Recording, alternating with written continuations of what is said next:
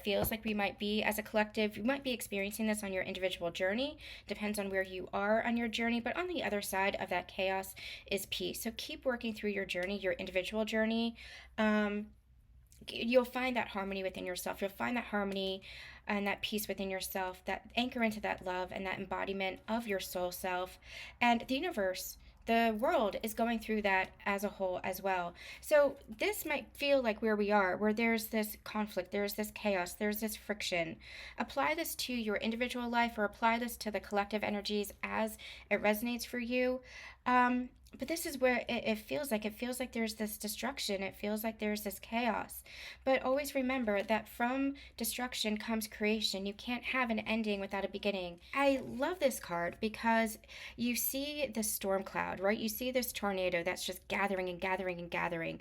And that's the spiral, right? And we can allow ourselves to spiral. We can allow the world to spiral and just be and feed that destruction, the endings, the conflict, the chaos, all those really chaotic energies that can be fed, right? But you have the butterflies here as well. And the butterfly indicates transformation. And eventually, you can stop the spiral of the tornado. Eventually, it'll lose its power. It's this energy that's coming through of which are you going to feed? Which energy are you going to feed? Are you going to feed the chaos? Are you going to feed the despair?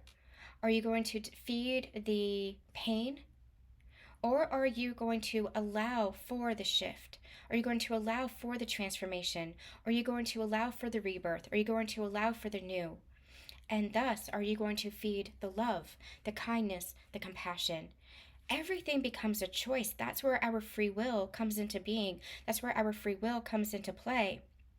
And what I'm hearing is that's how the collective consciousness is created. That's how our universe is created, because we have a collective consciousness. Everything is interconnected.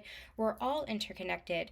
The more people who allow for that inner transformation, for that healing, for that growth, for that transformation, the more people who focus on the peace and the love and who embody that in their actions, in everyday actions, in conversations, in communications, in mending, in healing, in choices that you make for your life, in alignment with your soul, in alignment with love, the more that you feed that energy, the more we're going to see that collectively. And what's interesting is they're bringing me back through time and all these shifts in time. We've had the Industrial Revolution, we've had the Technological Revolution, we've had the Renaissance, we've had the Enlightenment, we've had the Dark Ages. All these time periods are actually shifts in consciousness, collective shifts in consciousness. And those collective shifts in consciousness, the root of that is the energy that was fed. So, for example, in the Dark Ages, with the Inquisition, etc., the medieval times, it was the fear that was fed, the control that was fed, the power structure that was fed. The Renaissance, the Enlightenment, what was fed there? Creativity, nurturance, support of each other. That gave birth to new inventions, new ideas, art, humanity. That's where love was fed as a collective consciousness.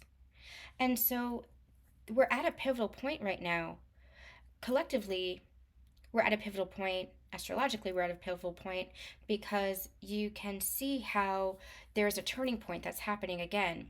And that's the time period that we're in now. We are in a time period of significant collective change, a significant collective awakening and ascension.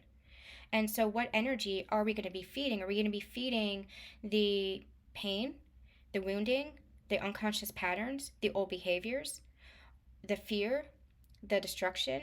Or are we going to be feeding the building, the creation, the love, the compassion, the kindness, the holding space, the support? Which direction are we going to be going through? And you can apply this to your own individual ascension. Now, I always say that it's not about perfection. You have to recognize that you're human.